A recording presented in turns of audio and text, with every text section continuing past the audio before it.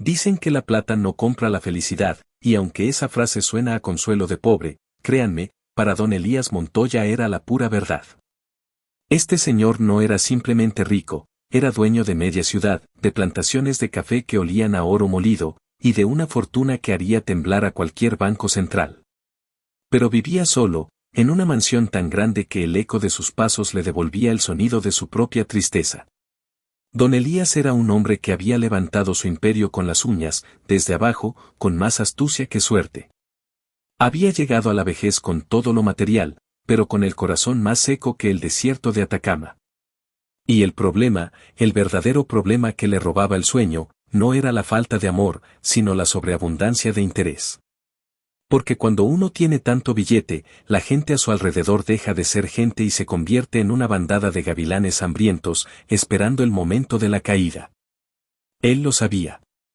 Lo sentía en la forma en que sus amigos le sonreían, en la manera exagerada en que le preguntaban por su salud, y en la prisa que tenían por saber si ya había actualizado su testamento. Estaban los de siempre, Gabriel, el socio de los negocios de construcción, que tenía una sonrisa de tiburón y siempre andaba pidiendo un pequeño préstamo que nunca devolvía. Estaba Lucía, la socialité, que lo llamaba tío sin tener ni una gota de sangre en común, solo porque quería que él financiara sus obras de caridad, que eran más bien fiestas elegantes. Y estaba Ernesto, el abogado, que se frotaba las manos cada vez que don Elías estornudaba, pensando en el porcentaje que le tocaría por la administración de la herencia. Don Elías los observaba a todos. Comían en su mesa, bebían su mejor vino, lo adulaban con palabras melosas, pero él veía a través de ellos, como si fueran de cristal. Una noche, después de una cena particularmente ruidosa y falsa, donde Gabriel casi se ahoga tratando de elogiar sus zapatos, don Elías se retiró a su estudio. Se sentó frente a la chimenea, que apenas calentaba la inmensa habitación, y suspiró. ¿Qué voy a hacer, Rosa?, le preguntó a su asistente personal, una mujer cincuentona, firme y de pocas palabras, la única persona en la que confiaba ciegamente. Rosa no era una empleada, era su mano derecha, su consejera, y la guardiana de todos sus secretos.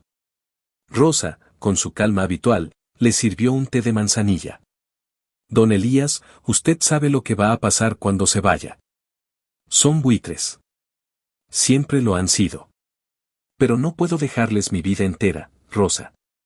Este dinero es mi esfuerzo, mi sacrificio.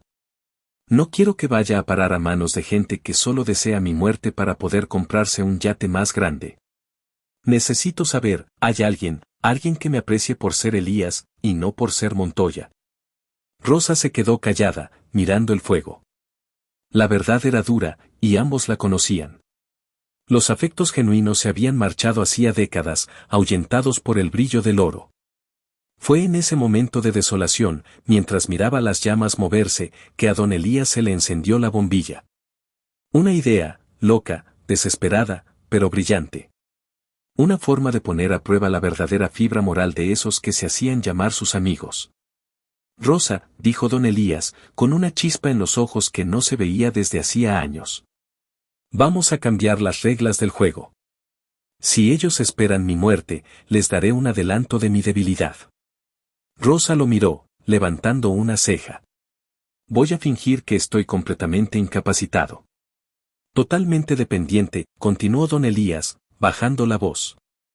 Pero no puedo simular una enfermedad que requiera máquinas. Necesita ser algo simple, algo que los obligue a cuidarme y a hablar a mi alrededor sin miedo a que los escuche. Y ahí, en esa noche fría, nació el plan. Don Elías decidió que fingiría ser ciego. La ceguera era perfecta. Lo haría vulnerable, requeriría asistencia constante para moverse por la mansión, y lo más importante, haría que sus supuestos amigos se sintieran seguros de que él no podía ver sus verdaderas intenciones. Además, la gente tiende a relajarse y a decir cosas terribles cuando creen que la persona afectada no puede percibir el mundo exterior. El primer paso fue la discreción absoluta.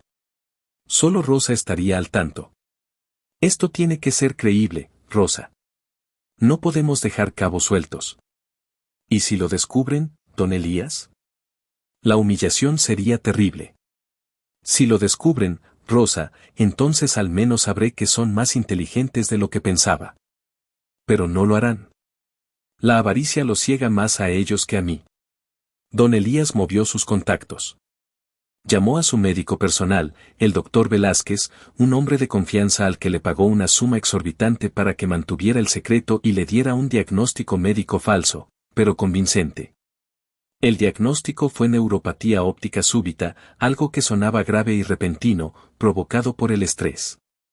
En menos de 48 horas, la noticia se propagó como pólvora en la alta sociedad. Don Elías Montoya, el gigante de los negocios, había sido atacado por una ceguera repentina. Estaba en su mansión, confinado, indefenso. Elías se preparó meticulosamente. Rosa le ayudó a practicar la manera de caminar a tientas, el movimiento lento y desconfiado de las manos. Aprendió a fijar la mirada en un punto distante, sin parpadear demasiado, dándole a sus ojos un aspecto vidrioso y ausente. Incluso se puso un poco de maquillaje pálido para parecer más frágil. El día del experimento, el ambiente en la mansión era pesado. Los sirvientes, preocupados de verdad, caminaban de puntillas. Don Elías, sentado en su sillón favorito en la sala principal, parecía una estatua de mármol. Rosa, siguiendo el plan, llamó a los 3 amigos más cercanos. Tienen que venir de inmediato, les dijo con voz dramática. Don Elías está muy mal. Necesita apoyo moral, y alguien que le ayude a tomar decisiones importantes sobre la empresa. Está completamente indefenso. Apenas media hora después, llegó el primer buitre. Era Gabriel, el socio constructor, vestido con un traje de lino impecable, pero con el sudor frío corriéndole por la sien. Rosa lo recibió en la entrada. Recuerde, Gabriel, hable fuerte y claro. Él no ve absolutamente nada. Está muy sensible. Gabriel asintió, tratando de disimular su euforia con una expresión de profunda pena. Se acercó a la sala. Don Elías sintió la presencia de Gabriel antes de oírlo.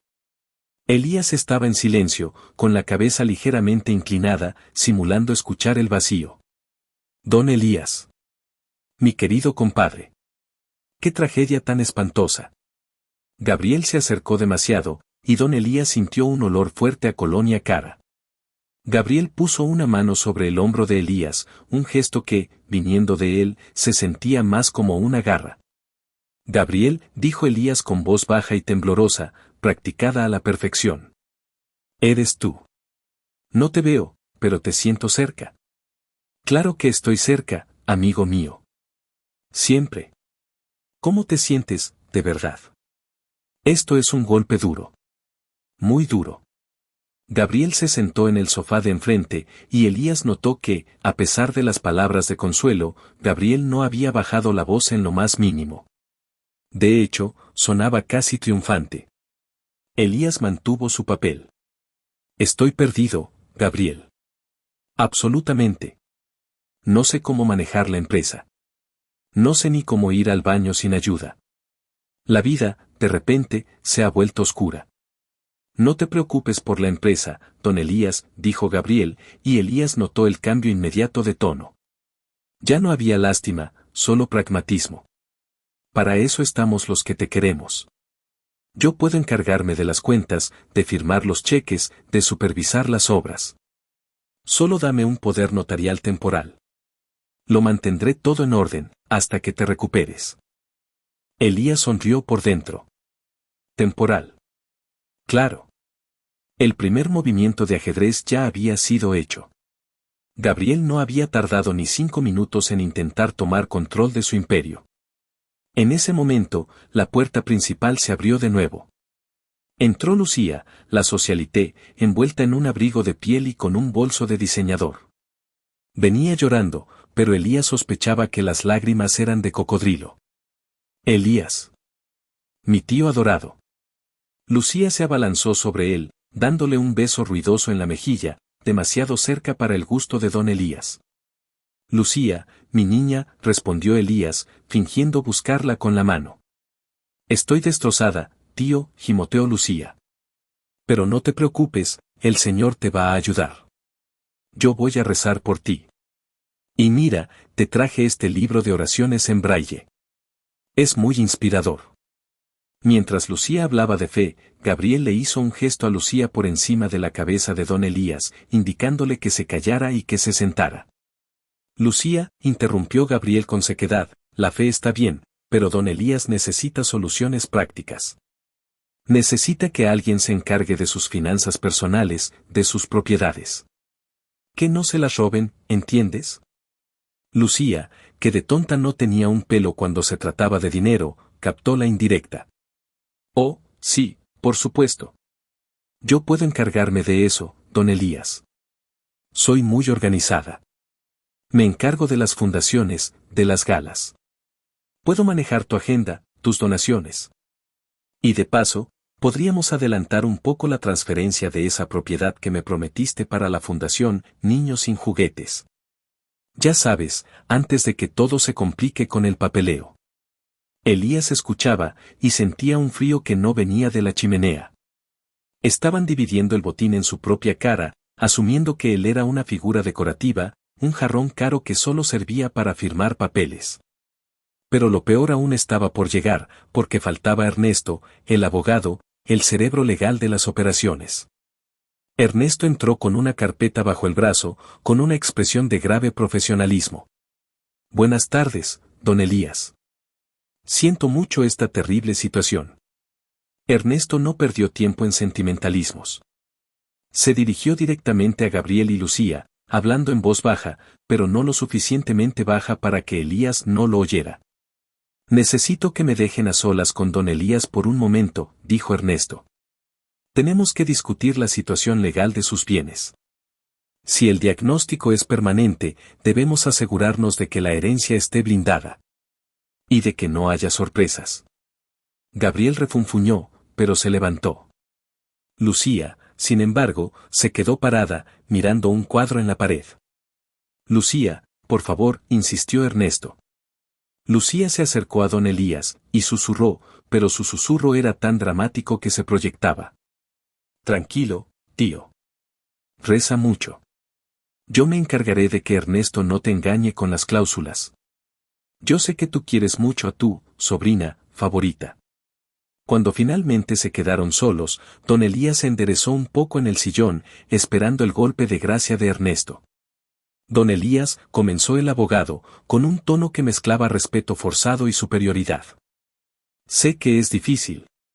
Pero la realidad es que su capacidad para administrar su fortuna está comprometida. Y francamente, su testamento actual es un desorden. ¿Un desorden?, preguntó Elías, fingiendo confusión. Sí. Deja mucho a la caridad, y reparte porcentajes pequeños a familiares lejanos que ni siquiera conoce. Si usted queda incapacitado permanentemente, esto será un caos legal. Y lo más probable es que el Estado se quede con la mitad. Ernesto se inclinó sobre la mesa de café, y Elías pudo sentir su aliento. Lo que yo le propongo, don Elías, es un fideicomiso. Yo puedo ser el administrador único. Me encargo de todo. Y podemos asegurarnos de que los fondos se distribuyan de manera eficiente, quizás ajustando esos porcentajes caritativos, que son tan ineficientes, y asignando una buena parte a los que realmente lo han apoyado, como yo mismo, por mi dedicación de años. Ernesto no estaba pidiendo un porcentaje. Estaba exigiendo ser el dueño de la caja fuerte. Don Elías sintió una náusea profunda. No era solo la avaricia, era el desprecio por su intelecto. Pensaban que, por estar ciego, se había vuelto un idiota. Ernesto, dijo don Elías, con la voz apenas audible.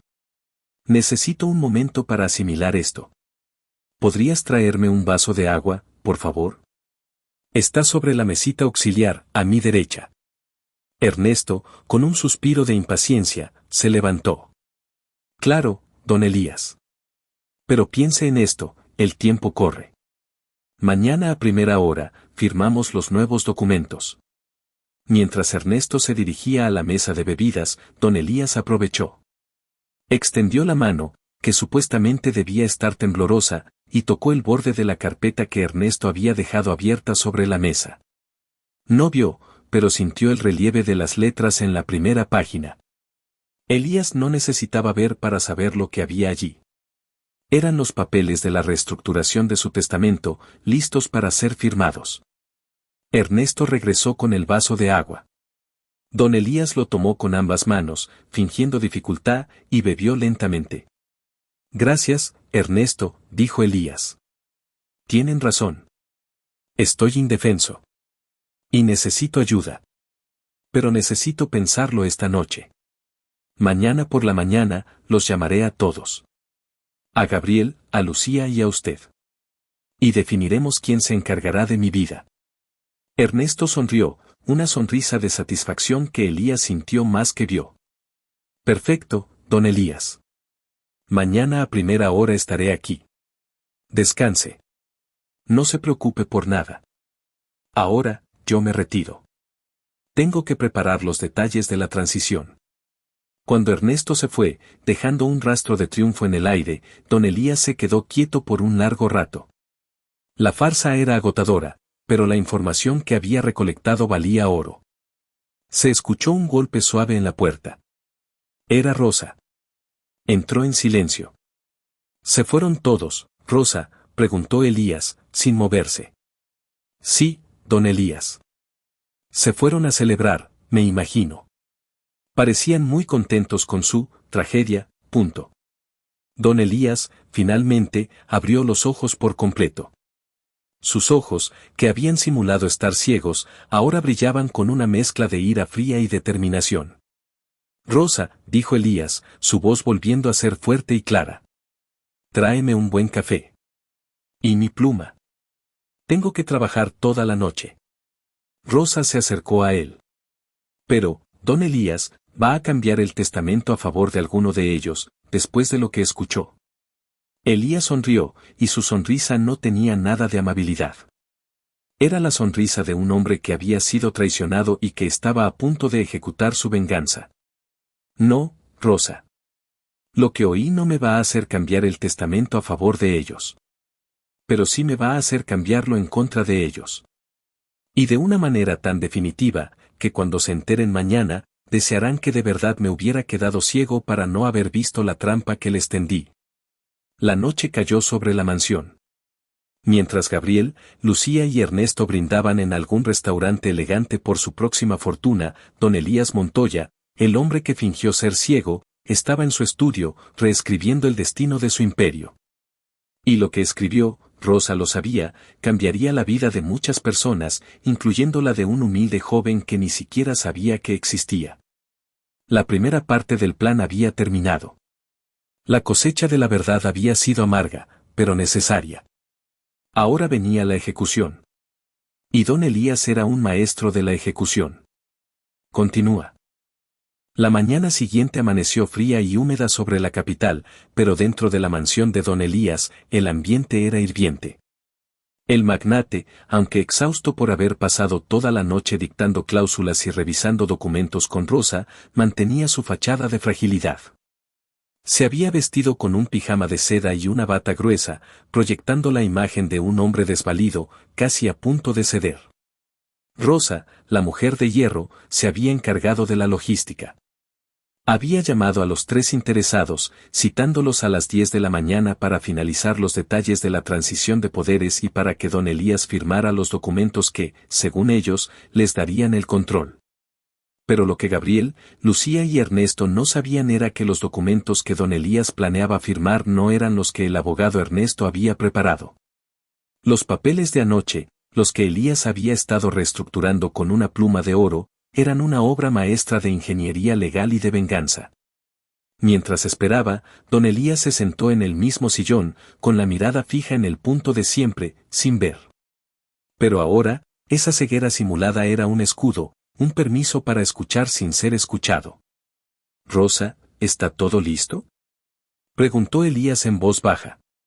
«Todo listo, don Elías. El notario ya está en la biblioteca, esperando su señal. Y los 3 están a punto de llegar».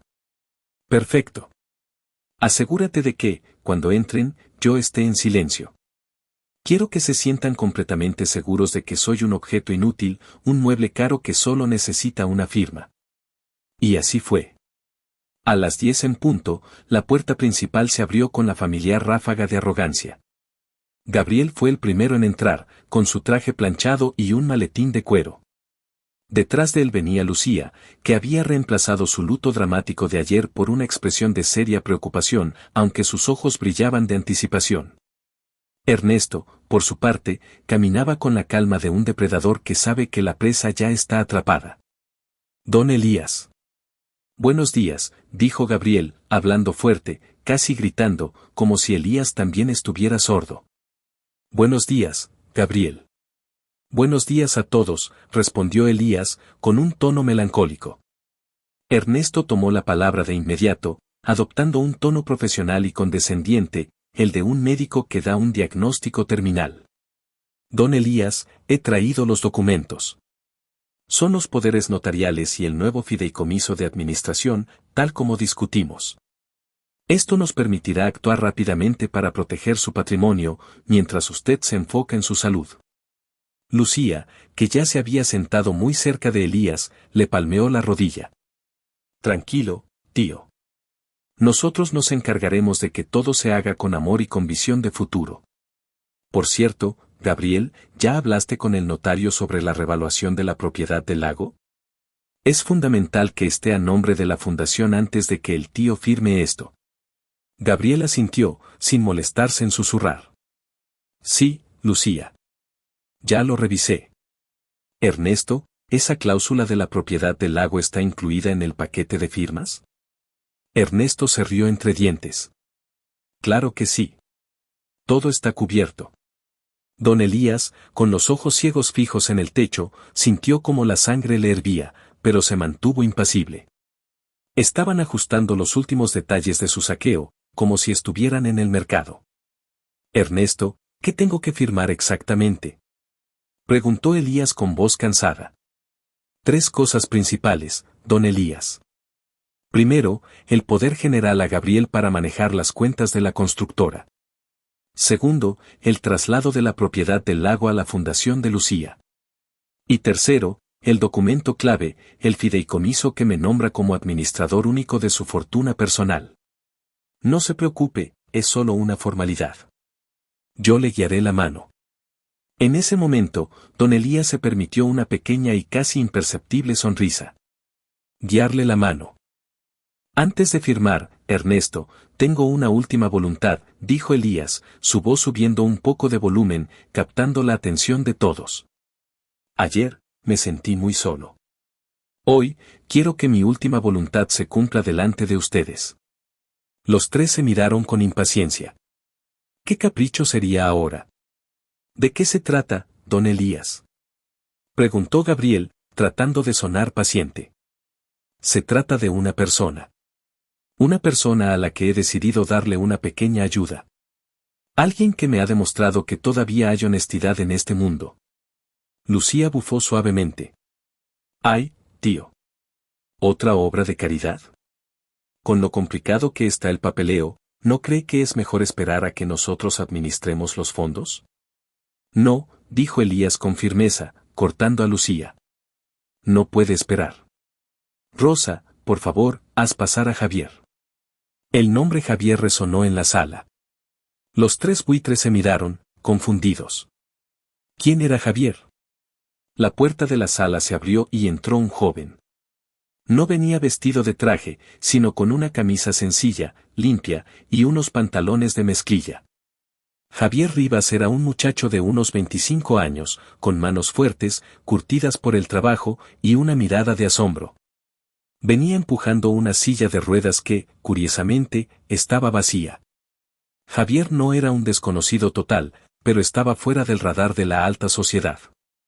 Era el hijo de la cocinera que había trabajado para la familia Montoya hacía 20 años, antes de que don Elías la despidiera por una disputa menor. Javier, sin embargo, había crecido con la ética de trabajo de su madre, y ahora era dueño de un pequeño taller de reparación de vehículos en un barrio humilde. Don Elías lo había conocido hacía unos 6 meses, de la manera más inesperada. Su Rolls Royce había sufrido una avería menor en un barrio alejado, y Javier, sin saber quién era el dueño del coche, se había negado a cobrarle de más, insistiéndole al chofer que solo pagara el precio justo por la pieza y la mano de obra. Cuando don Elías se enteró de la honestidad del joven, lo había mantenido en su mente. Javier se detuvo frente a don Elías, visiblemente incómodo por la presencia de los tres elegantes desconocidos. Don Elías, me dijo la señora Rosa que me necesitaba. ¿En qué le puedo servir?, preguntó Javier, con respeto genuino. Javier, hijo. Gracias por venir, dijo Elías, extendiendo una mano que Javier tomó con cuidado. Gabriel, Lucía y Ernesto se dedicaron miradas de burla. ¿Un mecánico? ¿Qué hacía ese joven en la mansión? Lucía no pudo contenerse. Tío, ¿quién es este muchacho? ¿Es tu nuevo chofer? No es momento para contratar personal. Silencio, Lucía, ordenó Elías, y esta vez su voz tuvo un filo que no había mostrado el día anterior. Javier, te llamé porque necesito que me hagas un favor. Un favor importante, continuó Elías, volviendo a su tono débil. Como ves, estoy incapacitado. Mi ceguera es total. Y necesito a alguien en quien confiar para que me ayude a moverme por la casa y, sobre todo, para que me lea algunos documentos. Javier, con la humildad que lo caracterizaba, se sintió honrado. Claro que sí, don Elías. Con gusto. Perfecto, dijo Elías. Rosa, por favor, dale a Javier la carpeta roja. Rosa, con una sonrisa apenas perceptible, se acercó a la mesa de café y deslizó la carpeta que contenía el verdadero testamento, el que había sido reescrito durante la noche, justo al lado de la carpeta de Ernesto. Ernesto, que había estado a punto de protestar por la interrupción, se puso nervioso. Don Elías, con todo respeto, el joven es muy amable, pero yo soy su abogado. Yo puedo leerle los documentos. No, Ernesto, dijo Elías, negando con la cabeza. Necesito que alguien sin intereses en mis negocios me lea esta última voluntad. Es un simple anexo que quiero firmar antes de que procedamos con sus papeles. Javier tomó la carpeta roja, que era gruesa y pesada. La abrió con cuidado. ¿Qué debo leer, don Elías? Lee en voz alta, Javier. Que todos escuchen. Lee la primera cláusula. Javier se aclaró la garganta y comenzó a leer, su voz resonando en la sala. Acta de voluntad testamentaria modificada, con fecha de hoy, 18 de mayo. Yo, Elías Montoya Valenzuela, en pleno uso de mis facultades mentales, procedo a revocar y anular todos y cada uno de los testamentos y documentos de fideicomiso anteriores, incluyendo aquellos redactados por mi abogado Ernesto Guzmán, por considerar que no reflejan mis deseos actuales ni la moralidad de mis herederos previstos. El silencio que siguió a esas palabras fue tan denso que casi se podía cortar con un cuchillo. Gabriel se levantó de golpe. Lucía dejó escapar un pequeño grito ahogado. Ernesto, pálido, se acercó a la mesa. Un momento, don Elías. ¿Qué significa esto? Esa no es la carpeta que yo preparé, exclamó Ernesto, su voz temblando de rabia y pánico. Don Elías, el ciego, sonrió. Significa, Ernesto, que anoche tuve tiempo para pensar. Y la verdad, no me gustó lo que pensé. Continúa leyendo, Javier. Javier, aunque asustado por el drama, obedeció. Leyó la siguiente cláusula, que era la estocada final para los tres presentes. Cláusula primera de la herencia, declaro que, debido a la evidente falta de afecto genuino y al comportamiento rapaz y oportunista demostrado por mis conocidos más cercanos, específicamente el señor Gabriel Herrera, la señora Lucía Vidal y el señor Ernesto Guzmán, he decidido excluirlos totalmente de cualquier beneficio, participación o administración de mi fortuna y mis empresas. Cualquier intento de impugnación de este documento será enfrentado con la retención de todos los fondos legales destinados a ellos, incluyendo préstamos pendientes y honorarios no pagados. El golpe fue devastador. Gabriel sintió que el suelo se le abría bajo los pies. Préstamos pendientes. Elías le estaba cobrando hasta el último centavo de sus pequeños favores. Lucía estaba llorando de verdad esta vez, pero no por pena, sino por la pérdida del lago y la fundación. Ernesto, sin embargo, fue el más rápido en reaccionar. Esto es absurdo. Usted está ciego, don Elías.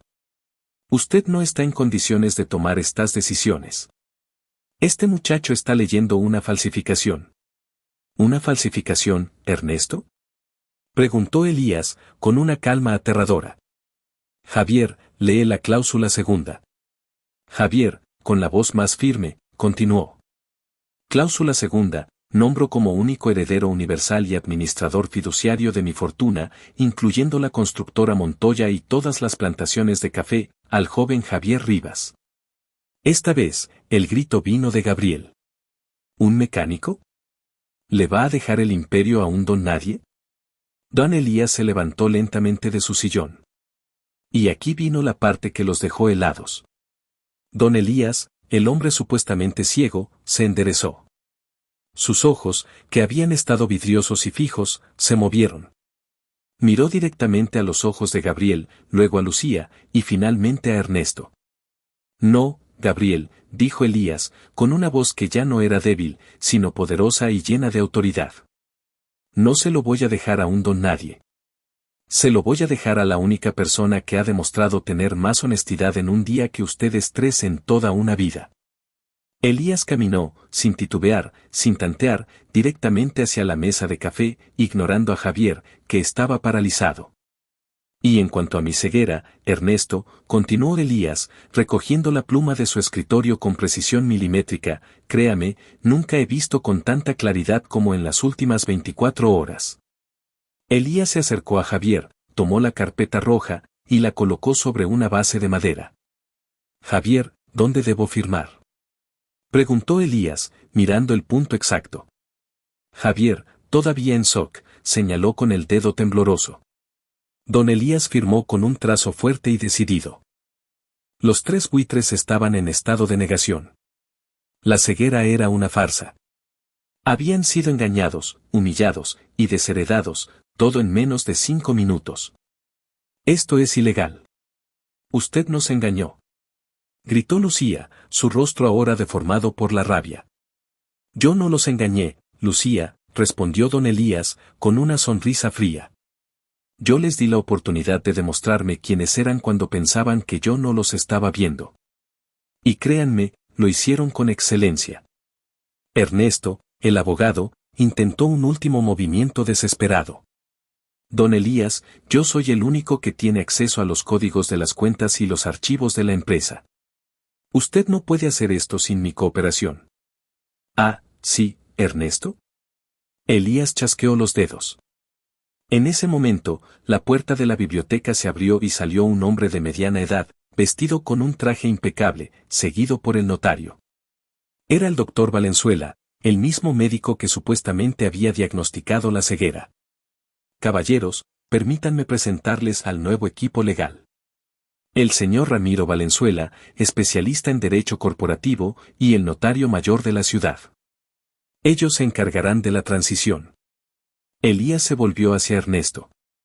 Ernesto, a partir de este momento, tus servicios están terminados. Y no te preocupes por la administración de la herencia, el señor Valenzuela ya tiene todos los códigos. Los cambiamos anoche. La humillación de Ernesto fue total. Había perdido su carrera, su porcentaje, y ahora era reemplazado por un hombre que había sido parte de la farsa. Elías miró a los tres, que ahora parecían pequeños y patéticos. Ahora, les pido un favor. Retírense de mi casa. Y nunca más vuelvan a pronunciar mi nombre. Gabriel intentó suplicar. Don Elías, por favor. La constructora. Yo la he levantado con usted. Usted la ha usado para levantar su propia fortuna, Gabriel. Y sus préstamos serán descontados de inmediato de su participación en el último proyecto. Lucía, que ya había perdido toda compostura, salió corriendo de la sala, su abrigo de piel arrastrándose por el suelo. Ernesto, con la dignidad hecha pedazos, recogió su maletín vacío. Esto no ha terminado, Montoya. Le juro que impugnaré esto en cada corte. Inténtalo, Ernesto, lo desafió Elías. Pero recuerda que tengo un diagnóstico médico firmado por el doctor Velázquez que establece que estoy en perfectas condiciones mentales. Un diagnóstico que tú pagaste para que dijera que estaba ciego, no loco. Los tres se marcharon de la mansión, derrotados y furiosos, dejando tras de sí un silencio que por fin era de paz para don Elías. Cuando la puerta se cerró con un golpe sordo, don Elías se dejó caer de nuevo en su sillón. Estaba agotado, pero satisfecho. Rosa, tráeme ese café que prometiste. Fuerte. Rosa se acercó a Javier, que todavía sostenía la carpeta roja, mirando a don Elías con una mezcla de pánico y admiración. Javier, muchacho, estás pálido, dijo Rosa, poniendo una mano tranquilizadora en su hombro. Señora Rosa. Don Elías, yo no entiendo. ¿Heredero universal? Yo solo tengo mi taller. No sé nada de plantaciones de café. Don Elías se volvió hacia Javier, y por primera vez, su mirada fue genuinamente cálida. Siéntate, Javier. Necesito hablar contigo. Lo que acabas de presenciar no fue una broma. Es la verdad. Y ahora que los buitres se han ido, tengo que explicarte por qué tu vida acaba de cambiar para siempre. ¿Y por qué te puse esta carga tan grande? Javier se sentó frente al magnate, sintiendo el peso de la carpeta roja sobre sus rodillas. Elías Montoya había pasado de ser un hombre temido a ser un mentor inesperado, y el joven Rivas estaba a punto de recibir una lección sobre el verdadero valor de la fortuna. Javier, te elegí por tu honestidad. Porque cuando el dinero está en juego, la honestidad es lo más difícil de encontrar. Y créeme, este testamento no te hace rico de la noche a la mañana. Te hace responsable de un imperio. Y lo primero que tienes que entender es que el dinero no es un premio, es una herramienta. Don Elías le explicó el plan que había maquinado esa noche. El testamento incluía una serie de fideicomisos con cláusulas morales estrictas. Javier no podía simplemente vender las empresas y fugarse a la playa. Tenía que administrar el patrimonio con ética, reinvertir en las comunidades de las plantaciones y supervisar que la constructora no se desviara hacia negocios turbios. Si fallaba, todo el dinero iría a la caridad. Yo no quiero un heredero que se siente a gastar mi plata, Javier. Quiero un administrador que sepa lo que es ganarse la vida con sudor. Y tú, que tienes las manos callosas, sabes ese valor. Elías le dio a Javier un resumen rápido de las responsabilidades que ahora caían sobre sus hombros, responsabilidades que iban mucho más allá de las tuercas y los aceites de su taller. El primer paso, Javier, es aprender. Y el segundo es tomar control. Mañana mismo, tienes que ir a la constructora Montoya. Tienes que caminar por esos pasillos con la autoridad que esta firma te da. Y tienes que despedir a cualquier directivo que haya sido leal a Gabriel, Lucía o Ernesto. No puedes dejar ni una raíz de veneno. Javier escuchaba, abrumado. Su vida humilde, su taller, sus sueños modestos, todo había sido borrado por un bolígrafo de oro. Don Elías, yo, no sé si puedo hacer esto. Es demasiado grande. Claro que puedes, dijo Elías, dándole una palmada en el hombro. Solo tienes que recordar una cosa, no se trata de quién eres tú, sino de quiénes son ellos. Y si ellos creen que pueden manipular a un hombre ciego, ¿qué crees que intentarán hacer contigo, que eres joven e inexperto? Elías sabía que el verdadero desafío de Javier no sería administrar el dinero, sino sobrevivir a la envidia y a la furia de los desheredados. Gabriel, Lucía y Ernesto no iban a quedarse de brazos cruzados. Ellos ya estaban planeando la guerra legal, la guerra mediática, la guerra sucia. Rosa, por favor, llama al jefe de seguridad. Necesito que acompañen a Javier a su casa hoy. Y a partir de mañana, Javier vivirá aquí, en la mansión. No por lujo, sino por seguridad. Don Elías había ganado la batalla de la traición, pero sabía que la guerra por el control de su imperio apenas estaba comenzando. Y el joven Javier Rivas era su único soldado, un peón inesperado en el tablero de ajedrez de la alta sociedad. Continúa. Javier Rivas no durmió esa noche.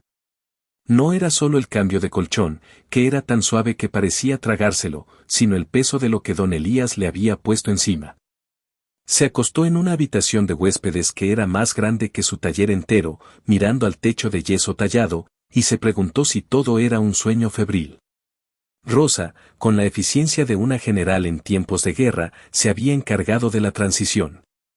Había mandado a un par de hombres de seguridad a recoger las pocas pertenencias de Javier y su taller había sido cerrado temporalmente. No se preocupe por el taller, muchacho, le había dicho Rosa, mientras le servía una cena ligera en la biblioteca. Lo mantendremos como está. Pero ahora, su trabajo es otro. Y créame, es mucho más peligroso que arreglar un motor. El peligro llegó a la mañana siguiente, justo con el café fuerte que don Elías había pedido. Don Elías estaba sentado en el comedor, desayunando con una calma imperturbable. Ya no fingía la ceguera, pero mantenía una seriedad que imponía.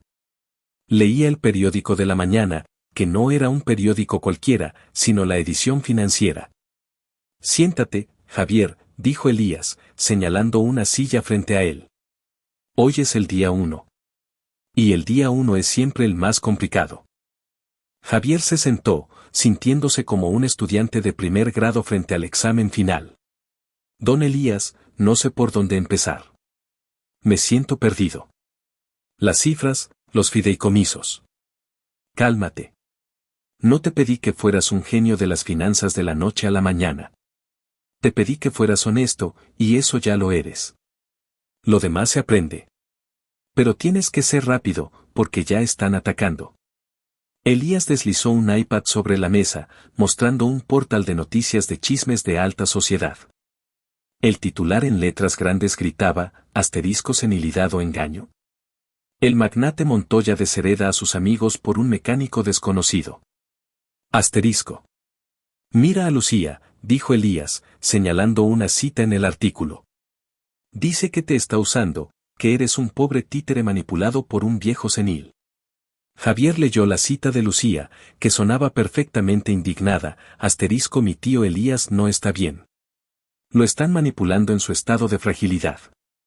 Este joven, que apareció de la nada, es un oportunista que se está aprovechando de su debilidad para robarle a la caridad. Asterisco. Y mira esto, continuó Elías, deslizando la pantalla a un reporte legal. Ernesto no perdió el tiempo. Ayer mismo, presentó una demanda de nulidad del testamento. Alega coacción y falta de capacidad mental. Javier sintió un escalofrío. Pero, ¿no probamos que usted está bien? Sí, pero él argumentará que, aunque no estoy loco, mi juicio estaba nublado por la tragedia de la ceguera. Es la guerra, Javier.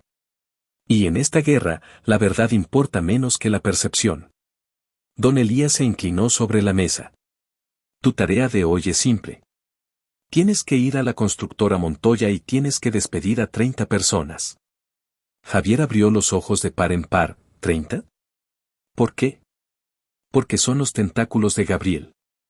Los directivos que firmaban sus sobreprecios, los gerentes que le daban información privilegiada. Si no los cortas de raíz, te sabotearán desde adentro.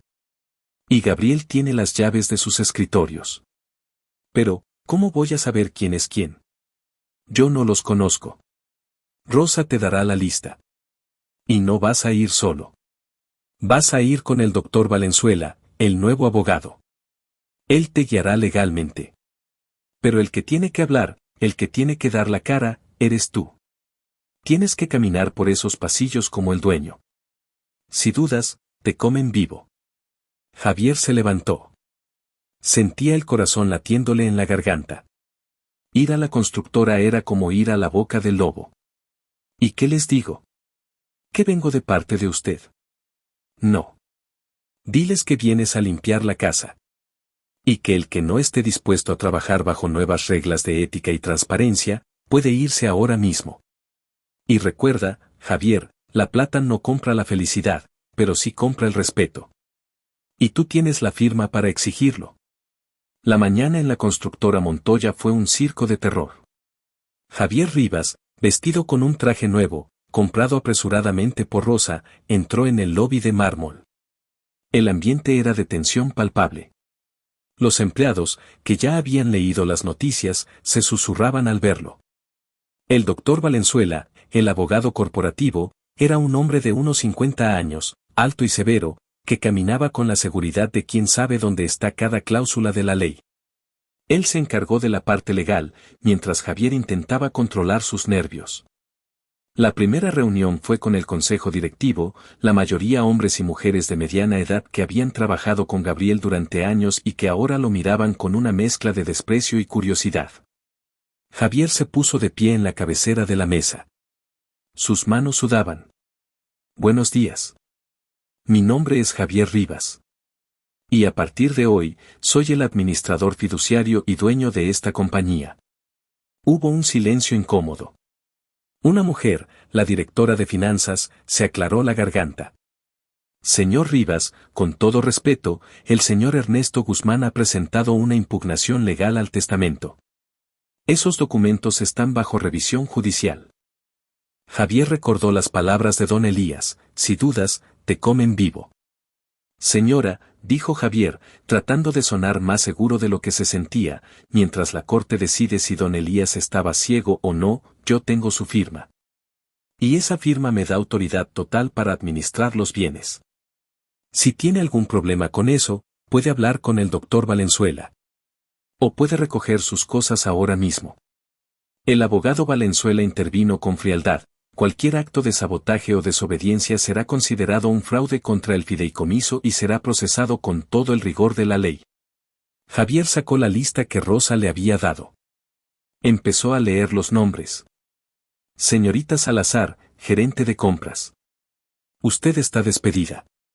Señor Gutiérrez, director de proyectos. Despedido.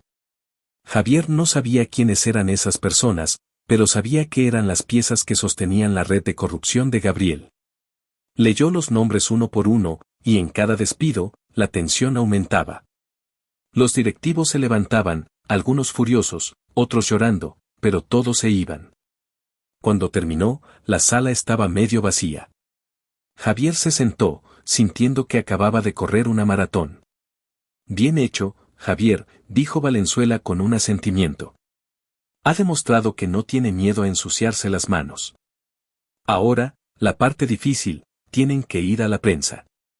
Don Elías había insistido en que no podían dejar que Lucía dominara la narrativa. Tenían que responder al ataque mediático con una dosis de realidad. La conferencia de prensa fue un desastre controlado. Javier, el joven mecánico, frente a una docena de cámaras y micrófonos. Señor Rivas, ¿es cierto que usted es solo un mecánico sin experiencia en negocios? Preguntó un reportero. Javier, con la voz temblorosa, pero mirando directamente a la cámara, respondió con la verdad que don Elías le había inculcado. Sí, soy mecánico. Y mis manos están acostumbradas al trabajo duro. El señor Montoya no me eligió por mi currículum, me eligió por mi honestidad. Él me dio la oportunidad de demostrar que un hombre trabajador puede ser un mejor administrador que un grupo de personas que solo estaban esperando su muerte para saquear su fortuna. Otro reportero atacó: Lucía Vidal dice que usted está manipulando a don Elías. ¿Qué dice a eso? Digo que Lucía Vidal está furiosa porque ya no podrá usar el dinero de don Elías para financiar sus fiestas elegantes disfrazadas de caridad.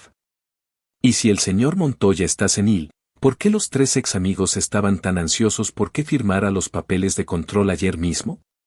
La respuesta fue un golpe directo. La prensa se alborotó. Javier había logrado inyectar la duda en la narrativa de los buitres.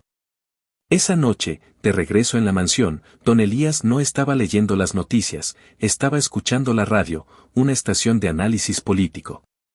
¿Cómo te fue, Javier?, preguntó Elías. Agotador. Despedí a mucha gente.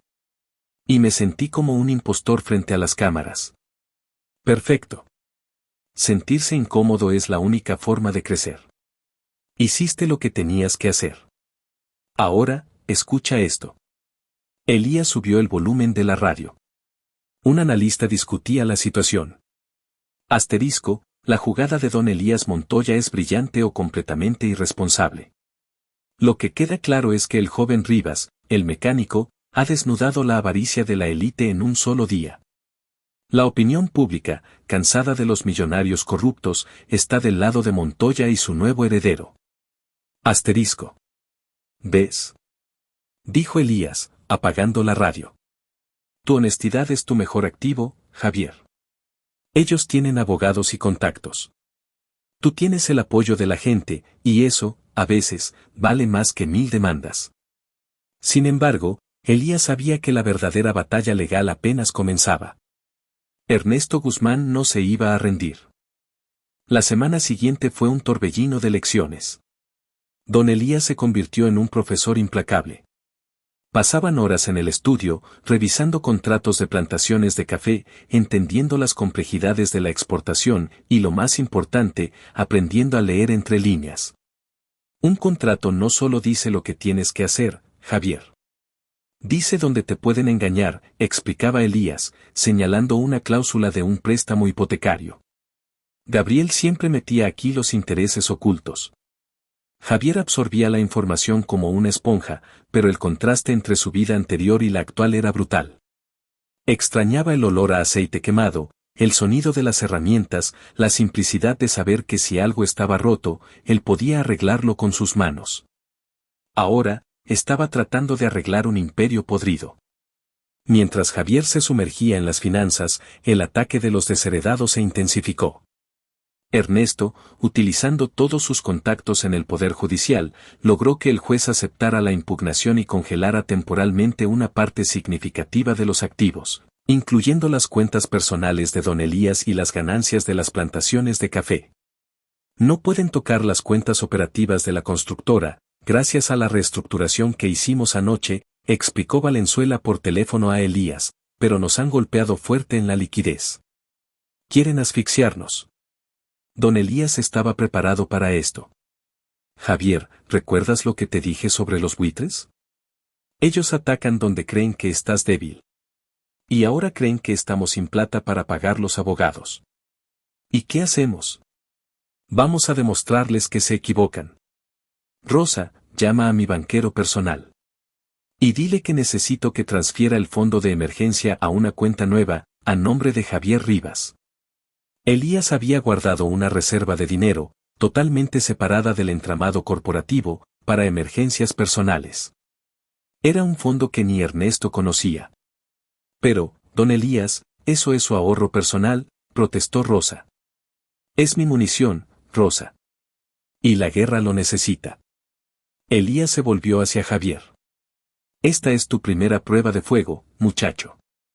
Tienes que ir al banco mañana, retirar una cantidad simbólica, y luego tienes que aparecer en público. Que te vean. Que vean que tienes plata para pelear la guerra que ellos empezaron. El ataque de Lucía se centró en la reputación.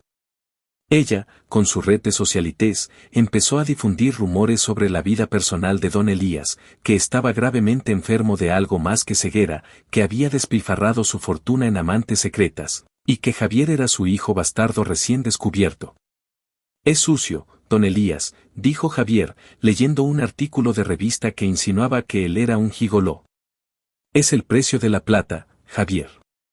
Si quieren hablar de mi vida personal, dales algo de qué hablar, pero algo que te beneficie a ti. Don Elías ideó una estrategia de contraataque que era tan astuta como su farsa de ceguera. Vamos a usar el taller, Javier. ¿Mi taller? ¿Para qué? Vamos a organizar un evento de caridad. No para Lucía, sino para la gente humilde de tu barrio. Vamos a donar herramientas, a arreglar coches gratis para familias pobres. Tienes que mostrarle al país que, mientras ellos se quejan de que no les dejé el dinero, tú ya lo estás usando para hacer el bien. Elías sabía que la batalla por la fortuna no se ganaría solo en los tribunales, sino en la opinión pública. Si Javier se consolidaba como un héroe del pueblo y un hombre de acción, el juez tendría más dificultades para justificar que un hombre tan ético era un manipulador. El evento en el pequeño taller de Javier Rivas, en medio de un barrio popular, fue un éxito rotundo. Don Elías, a pesar de su reciente enfermedad, apareció en una silla de ruedas, con gafas oscuras, manteniendo la imagen de fragilidad, pero con una dignidad inquebrantable.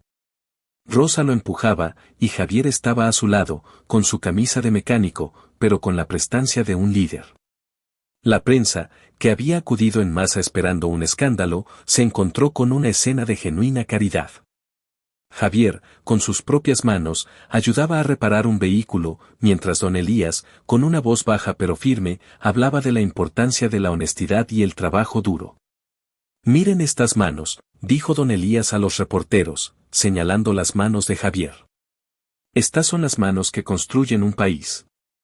Y yo prefiero dejar mi herencia a estas manos que a manos que solo saben firmar cheques y pedir préstamos. El golpe fue magistral. Gabriel, Lucía y Ernesto se vieron obligados a emitir comunicados defensivos, pareciendo los villanos egoístas que eran. A pesar de la victoria mediática, la presión legal no cedía. La demanda de Ernesto seguía en pie y el juez había programado una audiencia preliminar. Vamos a tener que enfrentar a Ernesto en la corte, Javier, dijo Elías, después del evento. Y tienes que estar preparado para la jugada más sucia. ¿Cuál es, don Elías? Ernesto va a intentar deslegitimarte. Va a decir que no tienes la experiencia, que eres un fraude. Y lo peor de todo, va a intentar usar la farsa de la ceguera en mi contra. Elías tenía un plan para eso también. Un plan que involucraba el uso estratégico de la verdad a medias. En la audiencia, Javier, yo voy a mantener mi farsa. Voy a actuar como si todavía no pudiera ver. Esto confundirá a Ernesto. Él pensará que tengo miedo de admitir que mentí. Pero, si lo admitimos, ¿no anularía el testamento? Solo si lo admitimos sin estrategia. La farsa de la ceguera fue una prueba moral, no un engaño legal. Lo que importa es mi estado mental al momento de la firma. Pero vamos a darle a Ernesto una dosis de su propia medicina. Elías pasó 2 días entrenando a Javier para la audiencia. Le enseñó a controlar el lenguaje corporal, a responder con calma a las provocaciones de Ernesto y, sobre todo, a no perder la compostura. Recuerda, Javier, ellos quieren verte enojado, desesperado. Quieren que parezcas el impostor que dicen que eres. Tienes que ser el dueño. El que tiene la razón. El día de la audiencia preliminar, el tribunal estaba lleno. Gabriel, Lucía y Ernesto estaban en primera fila, con sus abogados, listos para ver caer el testamento. Don Elías entró en la sala, empujado por Rosa, con sus gafas oscuras y un bastón, proyectando la imagen de un hombre frágil. Javier se sentó a su lado, sintiendo el peso de todos los ojos sobre él. Ernesto Guzmán comenzó el ataque con una declaración mordaz. Su señoría, estamos ante un caso evidente de manipulación. El señor Montoya, cegado por una enfermedad repentina y en un estado de vulnerabilidad emocional, ha sido coaccionado por este joven, el señor Rivas, que no tiene ninguna relación familiar ni profesional con el demandado. El abogado de Elías, Valenzuela, respondió con calma, presentando el diagnóstico médico de que la mente de Elías estaba intacta. Luego, Ernesto se dirigió a don Elías. Señor Montoya, ¿puede usted ver a este tribunal?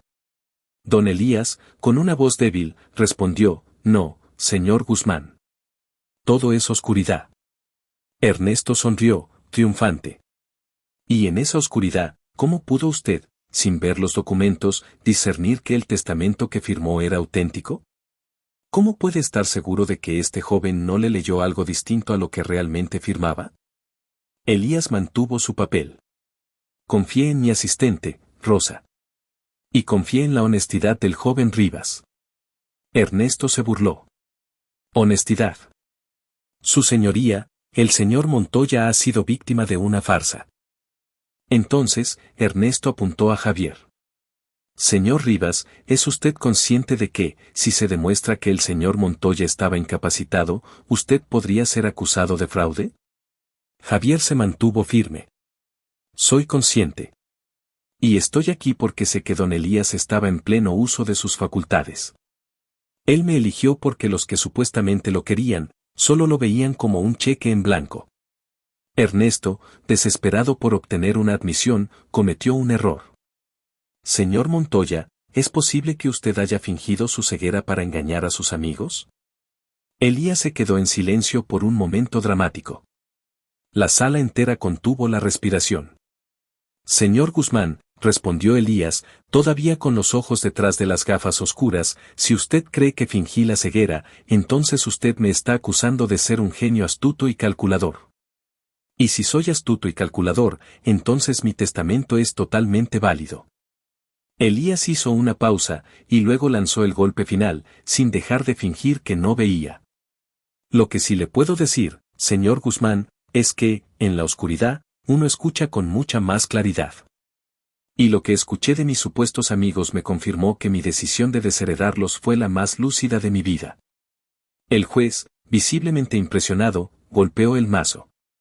La corte no ve pruebas suficientes de incapacidad mental. El proceso de impugnación continuará, pero las empresas del señor Montoya seguirán bajo la administración del señor Rivas, como lo establece el testamento, hasta que se demuestre lo contrario. La victoria legal de la primera ronda fue para don Elías y Javier. Gabriel, Lucía y Ernesto salieron de la corte lívidos, sabiendo que habían subestimado a su oponente. Elías no solo había conservado su fortuna, sino que había usado la corte como un escenario para humillarlos de nuevo.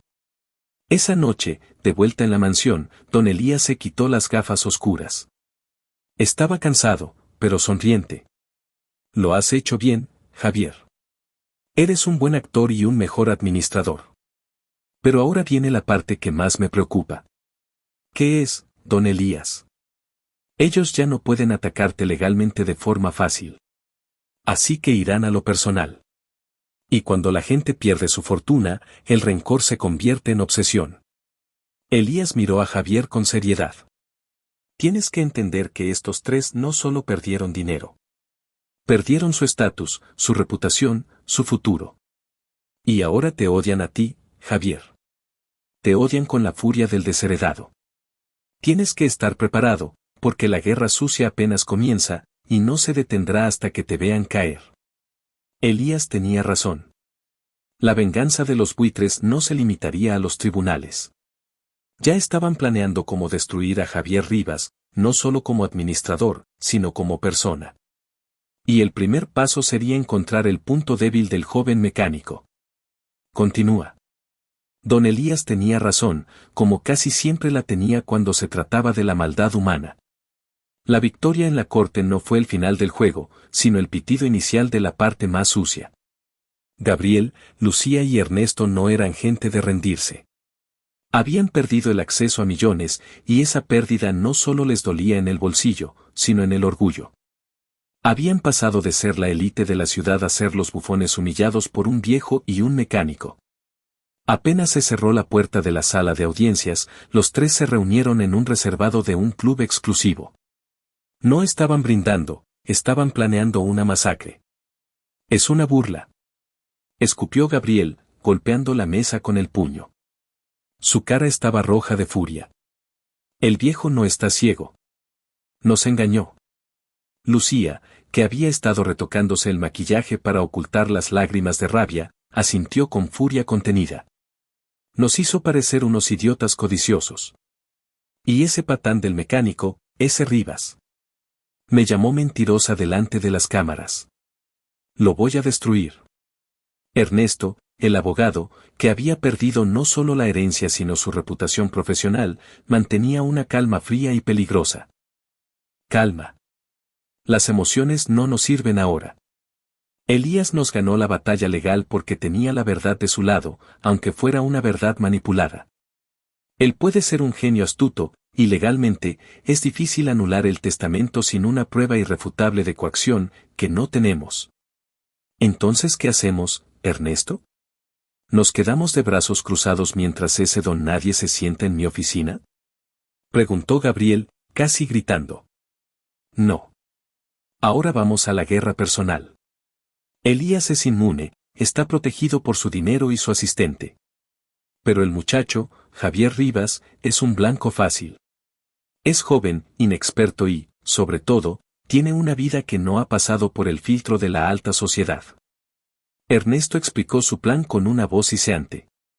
Gabriel, tú tienes contactos en la constructora. Tienes que sabotearlo desde adentro. Haz que pierda un contrato grande. Que parezca incompetente. Lucía, tú controlas la prensa social. Tienes que convertirlo en un paria, un ladrón. Y yo, voy a rastrear cada centímetro de la vida de Javier Rivas. Su familia, sus amigos, sus deudas. Todo hombre tiene un punto débil, y lo encontraremos. El pacto de venganza estaba sellado. En la mansión Montoya, la atmósfera era de asedio. Don Elías, ya sin las gafas de sol, parecía un estratega militar. Javier, por su parte, estaba aprendiendo a vivir bajo la sombra de la paranoia. Elías, tengo un problema serio en la constructora, dijo Javier una mañana, con un rostro de preocupación. El proyecto Torre del Sol está detenido. No llegaron los aceros de refuerzo. El proveedor dice que hubo un error en la orden de compra, pero la orden que tengo yo es correcta. Don Elías ni se inmutó. Sabotaje, Javier. Gabriel no puede firmar los cheques, pero todavía puede mover los hilos de la burocracia. ¿Quién firmó la orden de compra? Un tal señor Vargas, un gerente de logística que contratamos de emergencia para reemplazar a uno de los despedidos la semana pasada. Error. El primer principio de la guerra corporativa es, nunca confíes en un reemplazo inmediato que no haya sido aprobado por Rosa o por Valenzuela. Vargas es un topo de Gabriel. Lo contrató para generar este error. Javier se levantó, frustrado. Pero, ¿cómo lo pruebo? No tienes que probarlo, Javier. Tienes que actuar. Llama al proveedor. Dile que si no entrega el acero hoy, lo vas a demandar por incumplimiento y a vetar de todos los proyectos futuros de Montoya. Y despide a Vargas, pero no lo dejes ir hasta que firme una confesión. Si se niega, llámale a la policía. Javier, siguiendo las instrucciones de Elías, aprendió a ser implacable. Llamó al proveedor y, usando la autoridad de la constructora Montoya, que era dueña de medio mercado de construcción, obligó la entrega. Vargas, acorralado, admitió haber recibido un incentivo de Gabriel. Elías sonrió. Bien, muchacho. Primera lección, en los negocios, la bondad es un lujo que te costará millones. Mientras Javier lidiaba con el sabotaje interno, Lucía desató el infierno mediático.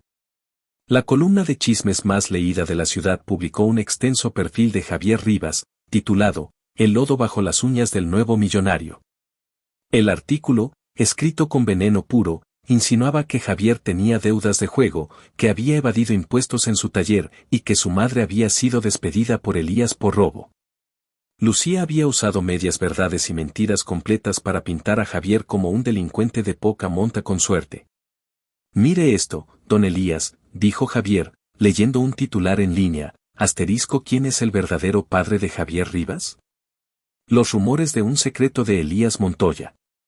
Asterisco. Es terrible, admitió Elías, tomando el periódico.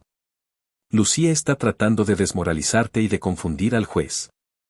Si logran hacerte parecer moralmente corrupto, el juez podría usar eso como excusa para revisar el fideicomiso. ¿Y qué hacemos? No puedo demandarlos a todos por difamación, sería un circo de años. No. No pelees en su terreno. Lucía quiere que hables de escándalos. Tú vas a hablar de trabajo. Tienes que ser inatacable. No salgas solo. No bebas alcohol en público. No respondas a los periodistas. Y lo más importante, haz una donación pública e inmensa a un hospital de niños. Algo que Lucía jamás podría superar con sus fiestas de caridad. Don Elías financió la compra de un ala completa de equipos médicos a nombre de Javier Rivas. El titular al día siguiente neutralizó el ataque de Lucía, mientras los ex amigos de Montoya lloran por el dinero perdido, el nuevo heredero dona millones a la salud. Lucía estaba furiosa. Su arma más poderosa, la reputación, había rebotado contra la generosidad de Javier. Elías había enseñado a Javier a defenderse de los ataques corporativos y mediáticos, pero el verdadero peligro acechaba en la oscuridad, en la investigación silenciosa de Ernesto. Ernesto había puesto a sus detectives privados a trabajar día y noche. Javier Rivas era un libro abierto en su vida reciente, pero su pasado era modesto y difícil de rastrear. Una semana después de la audiencia, Ernesto recibió una llamada de su investigador principal. Señor Guzmán, encontramos algo. No es dinero, no es un crimen, pero es su punto débil. ¿Qué es? Preguntó Ernesto, frotándose las manos. Javier Rivas es huérfano de padre, y su madre murió hace 10 años. Él creció con su abuela, doña Elena. ¿Y qué tiene de especial esa anciana? Doña Elena vive en una casita muy humilde en el barrio de La Candelaria. Es una mujer mayor, tiene problemas de salud. Javier es su único pariente cercano. Él la adora. Y lo más importante, señor Guzmán, la casa no está a nombre de Javier. Está a nombre de ella, y tiene una hipoteca pendiente con un prestamista local. Una hipoteca que vence en 10 días. Ernesto sonrió. Esto era mejor que cualquier fraude. Era chantaje puro. Excelente trabajo. No quiero que la hipoteca se pague. Quiero que la compremos. Y quiero que se la notifiquen a la anciana de inmediato. Esa noche, Javier cenaba con don Elías, discutiendo la estrategia para una nueva licitación. Javier estaba más confiado, más parecido a un hombre de negocios que al mecánico asustado de hacía unas semanas. Estás aprendiendo rápido, Javier, dijo Elías, dándole un sorbo a su vino. La clave es no tener miedo a la maldad. Solo tienes que esperarla. En ese momento, Rosa entró en el comedor con una expresión sombría. Llevaba el teléfono en la mano. Javier, es tu abuela. Doña Elena. Está muy alterada. Javier tomó el teléfono de inmediato. Abuela. ¿Qué pasó? La voz de doña Elena era un susurro tembloroso, lleno de pánico. Javier, hijo, vinieron unos hombres. Me trajeron unos papeles. Dicen que tengo que desalojar la casa en una semana si no pago todo lo que debo. Me van a quitar la casa, mi vida entera. El corazón de Javier se encogió. La casita de La Candelaria era el único lugar que le quedaba de su infancia, el santuario de doña Elena. Él había estado pagando la hipoteca religiosamente, pero el shock de la herencia lo había distraído de los trámites menores. Tranquila, abuela, yo me encargo. ¿Quiénes son esos hombres? Dicen que ahora la deuda la tiene un consorcio de abogados, un tal Ernesto Guzmán. Javier sintió un frío helado recorrerle la espalda. Ernesto. El ataque personal. Colgó el teléfono y miró a don Elías, con una furia que nunca antes había mostrado. Ernesto atacó a mi abuela, Elías. Compró la hipoteca de su casa y la está desalojando. Don Elías se puso serio. La línea se había cruzado. Sabía que irían a lo personal, pero esto es bajo, incluso para Ernesto. ¿Qué hago, don Elías? La casa de mi abuela no vale nada para ellos, solo la usan para presionarme. Exacto. Y si pagas la hipoteca ahora, ganan. Demuestran que pueden manipularte emocionalmente. Y seguirán atacando a tu abuela. Elías pensó rápidamente. Ernesto no solo quiere la casa, quiere tu firma. Está usando a tu abuela como rehén para que le devuelvas el control del fideicomiso. Y así fue. Apenas una hora después, el doctor Valenzuela llamó a la mansión con noticias frescas. Ernesto había enviado un mensaje. Dice que si Javier firma un poder notarial que le devuelva la administración del 60% de los bienes, la hipoteca de doña Elena desaparecerá. Y que si Javier se niega, mañana mismo habrá una orden de desalojo forzoso. Javier estaba al borde de la desesperación. Su abuela. Él no podía arriesgar su salud ni su hogar por un juego de dinero. Don Elías, no puedo dejar que mi abuela pierda su casa. Firmaré lo que sea. No, Javier. Eso es lo que quiere. Si firmas, pierdes todo, y en 6 meses encontrarán otra forma de quitarle la casa a tu abuela. La única manera de protegerla es destruirlos. Pero, ¿cómo?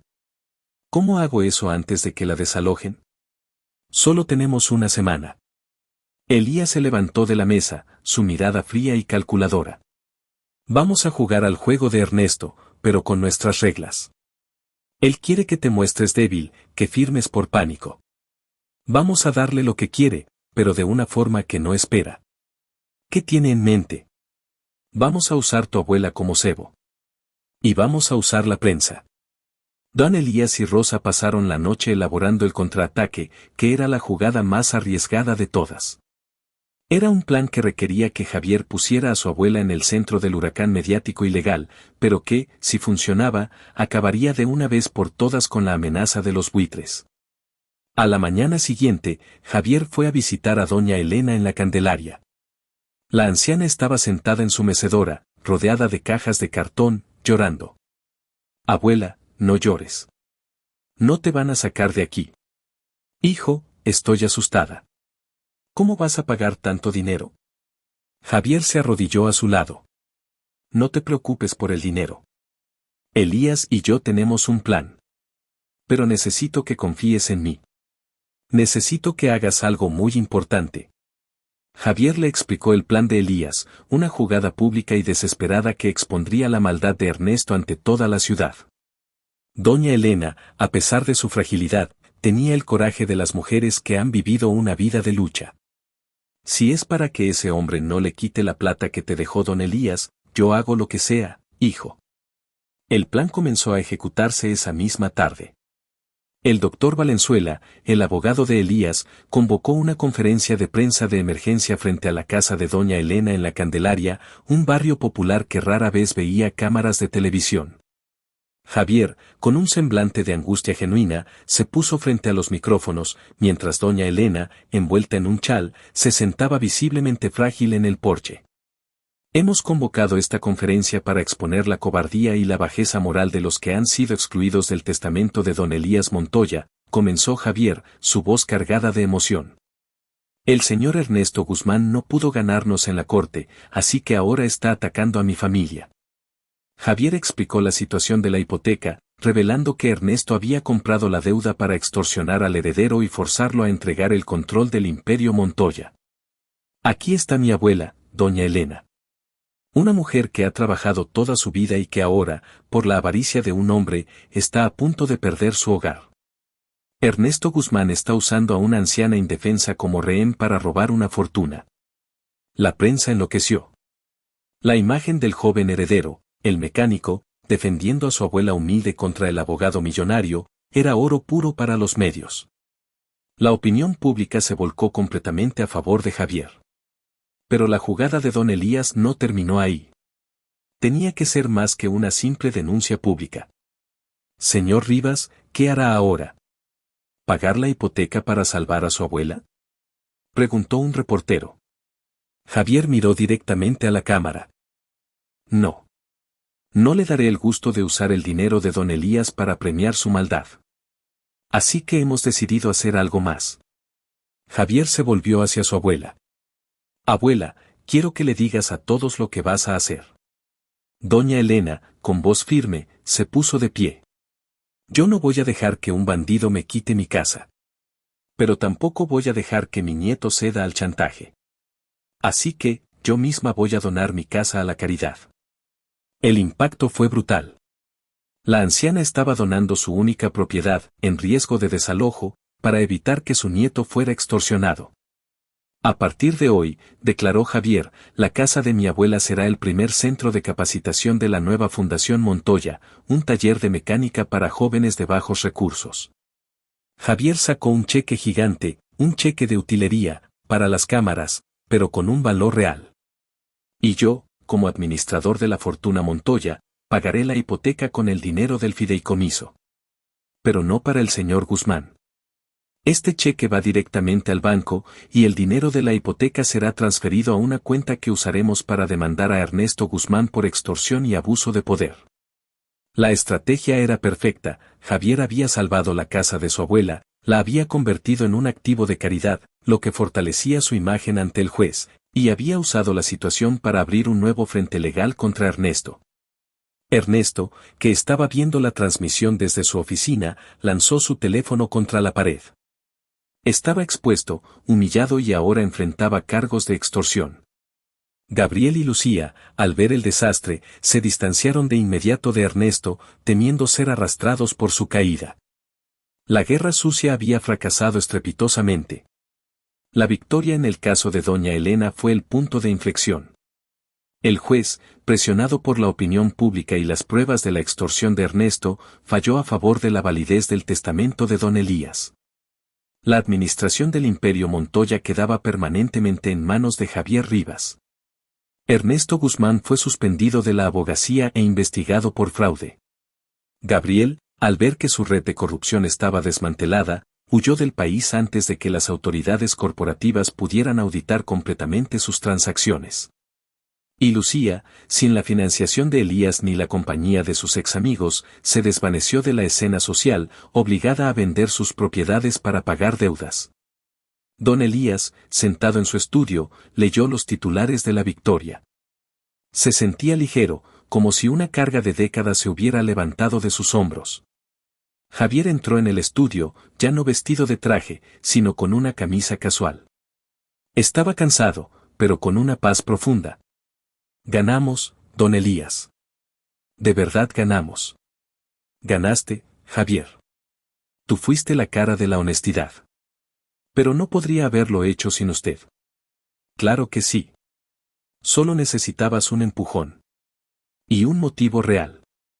Cuando atacaron a tu abuela, luchaste por algo más grande que el dinero. Y eso te hizo invencible. Javier se sentó frente a Elías. Ahora que todo terminó, tengo que preguntarle algo, don Elías. Pregunta. ¿Por qué me eligió a mí? Había muchas personas honestas en el mundo. ¿Por qué el hijo de su antigua cocinera? Don Elías suspiró, y su mirada se perdió en el pasado. Hace 20 años, despedí a tu madre, Marina.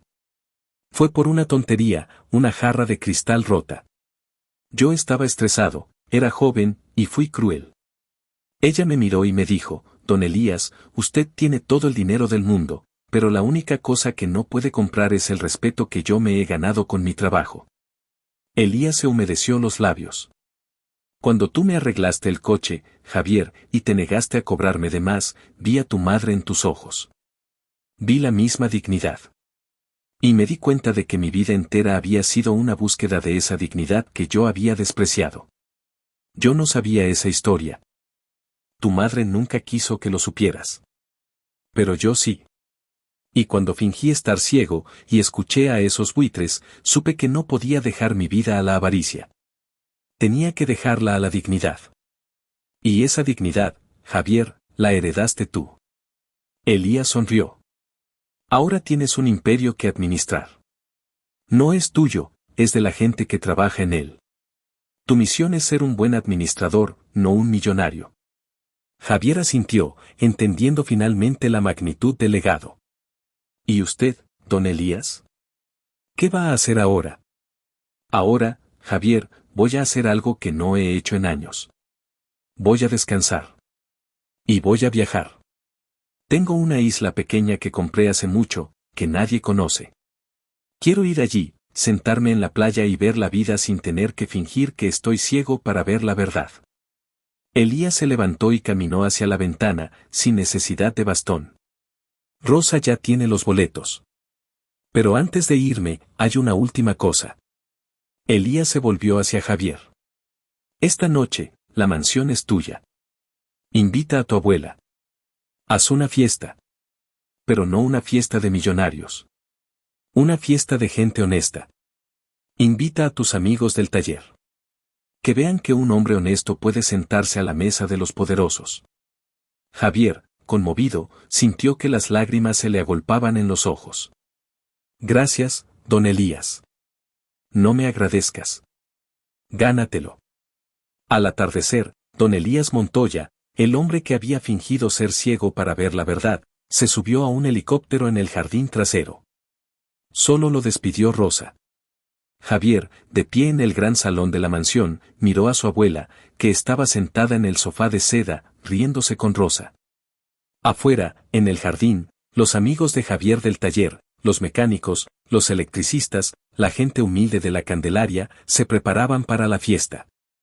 Javier Rivas, el nuevo heredero, sabía que su vida de sencillez había terminado.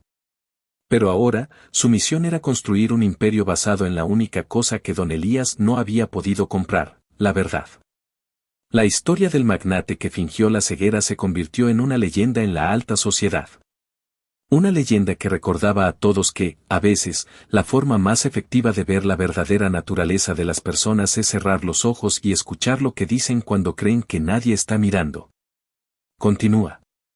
Don Elías Montoya se fue de la ciudad con la misma discreción con la que había fingido su ceguera, dejando detrás una estela de asombro y una verdad incómoda para la élite. El helicóptero que lo llevó a su isla privada no solo transportaba al magnate, sino también el peso de una vida de soledad y la satisfacción de una venganza perfectamente ejecutada. La mansión, antes fría y resonante, ahora tenía un pulso diferente. Javier Rivas no la había llenado de lujos, sino de vida. La fiesta que don Elías había sugerido fue un evento memorable, pero no por el champán o los vestidos de noche, sino por el ruido de las risas genuinas de los amigos de Javier, gente de barrio, que por primera vez pisaban el mármol de un palacio. Doña Elena, la abuela de Javier, se había negado rotundamente a vivir en la mansión, por mucho que su nieto insistiera. «Esta casa es demasiado grande para mi corazón, mijo», le dijo a Javier, mientras se acomodaba felizmente en la casita de la Candelaria, ahora saneada y renovada por la constructora Montoya. «Yo me quedo aquí, en mi taller, donde puedo oler el café y la tierra».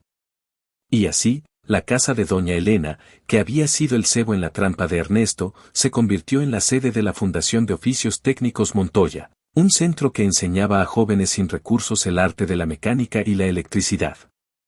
Elías no había querido un heredero que gastara su fortuna, había querido un administrador que la multiplicara en dignidad, y Javier estaba cumpliendo esa promesa. Mientras Javier se enfocaba en la construcción de su nuevo legado, los buitres enfrentaban la cruda realidad de su derrota. Ernesto Guzmán fue el que cayó más rápido y más duro. La denuncia pública de extorsión, sumada a la revelación de que había conspirado para manipular a un cliente, aunque el cliente estuviera fingiendo, destruyó su carrera. Fue desbarrado, sus licencias revocadas, y enfrentó una avalancha de demandas de otros clientes que, al ver su bajeza, se dieron cuenta de los fraudes que él había cometido a lo largo de los años. El abogado, que se creía dueño de la ley, terminó defendiéndose a sí mismo, solo y sin recursos, una ironía que hizo sonreír a don Elías desde su retiro.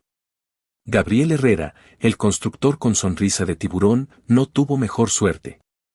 La auditoría exhaustiva que Javier ordenó en la constructora Montoya reveló un guiso de corrupción y sobreprecios que sumaba millones. Gabriel, al ver los cargos penales acercarse, huyó del país. Dejó atrás su fortuna, sus propiedades y su reputación. La última noticia que se tuvo de él fue que estaba viviendo en un pequeño apartamento en Miami, tratando de vender joyas de su esposa para pagar un abogado, un hombre que había pasado de ser un magnate a un fugitivo, sin más poder que el de su miedo. Y Lucía Vidal, para quien la imagen lo era todo, sufrió la peor de las humillaciones. Al perder el acceso al dinero de don Elías, su supuesta fundación se desmoronó, revelándose como una fachada para financiar fiestas y gastos personales. La sociedad que la había encumbrado ahora la despreciaba. Lucía se encontró sola, sin invitaciones, sin patrocinadores, obligada a vender sus abrigos de piel y sus bolsos de diseñador para sobrevivir. Para ella, la pérdida del estatus social era una ceguera más dolorosa que la que había fingido don Elías. Javier, con la ayuda de Rosa, quien se quedó como su mano derecha y protectora, una especie de mariscal de campo del imperio, se dedicó a limpiar y reestructurar. «Recuerda, Javier», le decía Rosa, con su calma habitual, mientras revisaban los balances de la constructora, «el dinero de don Elías no debe servir para construir mansiones para unos pocos, sino viviendas dignas para muchos». Javier tomó esa máxima al pie de la letra. La constructora Montoya, bajo su mando, cambió su enfoque. Se convirtió en la líder en proyectos de vivienda social de alta calidad, utilizando la misma eficiencia que antes se usaba para construir rascacielos de lujo. El nombre Montoya, que antes era sinónimo de poder frío, ahora empezaba a ser sinónimo de progreso justo. Javier no se convirtió en un millonario al estilo antiguo. Mantuvo su sencillez.